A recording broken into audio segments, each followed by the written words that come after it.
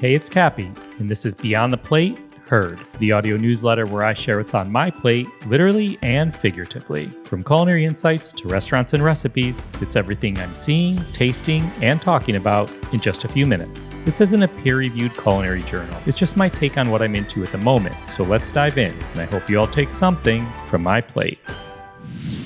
All right, first up is Kosawan. Kosawan is a limited time restaurant that I dined at the Atlantis in the Bahamas. I'm fully aware this may not be one for the masses, but if one person, just one, hears this and goes, it will have been worth it for me to share. So Kosawan, which translates to Paradise Island in Thai, is open through August. I ate here the first night I was in the Bahamas recently for the Nassau Paradise Island Wine and Food Festival for work and had an incredibly delicious meal. Curries, soups, papaya salad, all the things. I actually wound up going back again the next night for dinner with Rachel Ray after one of our events, and we all enjoyed it so much. I think she wound up going back again the night after that. So yes, safe to say it's very, very good, really authentic Thai food, and just one of those meals you keep thinking about. Now, Kosawan is from acclaimed chef Ian Kittichai, and if that name sounds familiar, it's because he had a wildly popular Thai restaurant in the 60 Thompson Hotel in New York City many years ago called Kittichai. He also has multiple spot dessert bar locations in New York, plus restaurants across Thailand, Singapore, and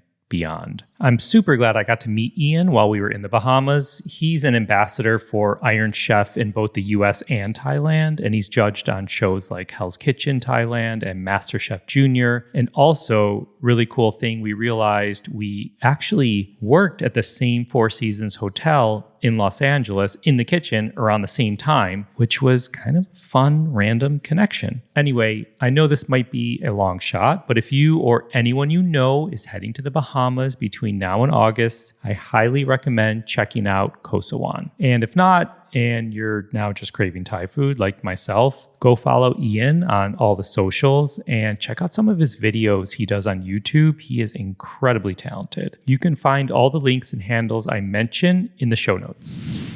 All right, next up is Mamame Tempeh chips. Mamame tempeh chips are a very delicious and nutritious chip or snack. They're made with black-eyed beans, tapioca flour, and coconut oil. Super simple, really clean, and honestly, just a really convenient snack to have around. They come in a few different flavors. I have the plain, which are actually incredibly flavorful, and the rosemary. There's also a spicy version, which I will definitely be buying next. Mamame was started by a mother-daughter duo, Alvina and her daughter Liz. They've got this really cool story. Liz raised her kids across Japan, Singapore, and Indonesia.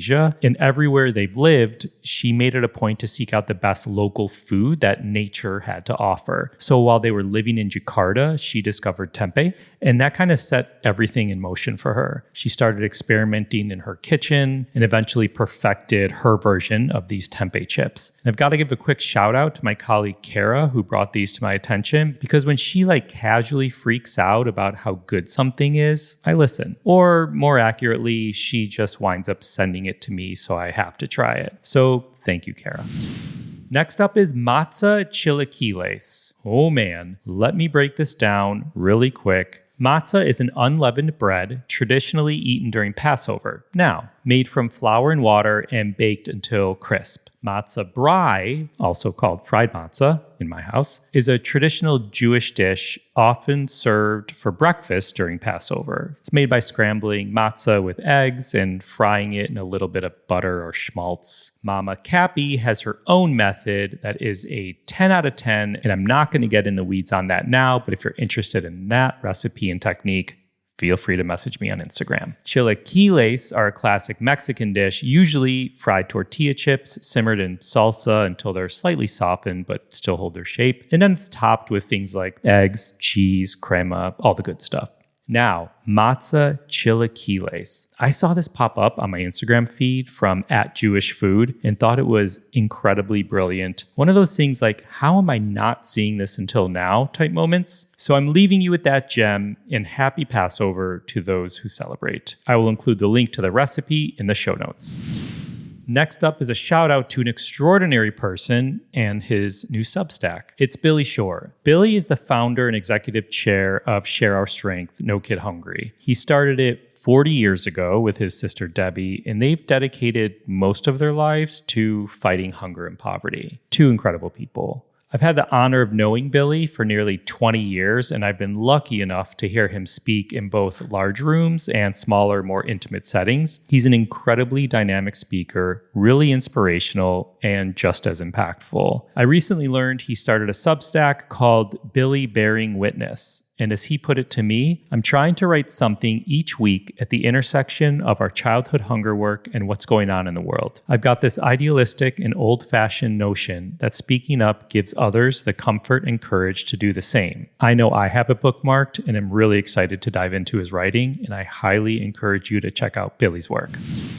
Next up is a cookbook called Sweet Tooth. Sweet Tooth is by Sarah Fennell of the famed baking blog called Broma Bakery. Okay, this shout out is kind of beyond just the book. I learned about this book in a pretty great way. My 7-year-old daughter picked it out at her school book sale. Good choice. So she brought it home. We flipped through it a bunch. We baked a few recipes. And then, like a lot of books and things, it sat on the shelf for a month or two. Until recently, she pulled it back out and wanted to make something again. So she lands on these blueberry muffins called small batch blueberry muffins. And I kind of cocked my head to the side because it said the recipe makes 2 muffins, which felt very specific, odd, not normal. You often see 12 muffins or 24 muffins for a typical muffin recipe. And then I realized it's from a chapter called Desserts for One. As I kept flipping, I started seeing recipes for things like a handful of chocolate-covered pretzel Muddy Buddies, a cinnamon swirl banana bread mug cake. You get the idea. So I just want to give a quick shout out to the brilliance that is the Desserts for One chapter. One last thing before I leave you, the bottom of the tortilla chip bag. I think I have 2 or 3 tortilla chip bags at the moment that are at the bottom. I swear by this, and this is one of the first things I planned to share when we started this section of the audio newsletter many, many months ago, and yet here we are. So when you get to the bottom of the bag, and it's just that handful of crumbly chips you can't really make nachos with or dip into salsa or guacamole, I know your instinct may be to just pour them straight down your mouth like we do with the bottom of a bag of chips, but I want you to think again. Do a little fake out version of Tex-Mex migas. Next time you're making scrambled eggs, take a small handful of these crushed tortilla chips and throw them into your scrambled egg mixture as you're scrambling it up, and that's it. And I'm telling you, this is probably one of the top 5 things I make that my wife loves, even for dinner on many nights. Thanks for listening to Herd, a production of Beyond the Plate. You can find all the links and handles I mentioned in the show notes. If you liked this, then tap the follow button and tune in for more Herd, where I share what I'm seeing, tasting, and loving lately in food and hospitality. And if your friends and family may enjoy it, I hope you'll share it with them. Until next time.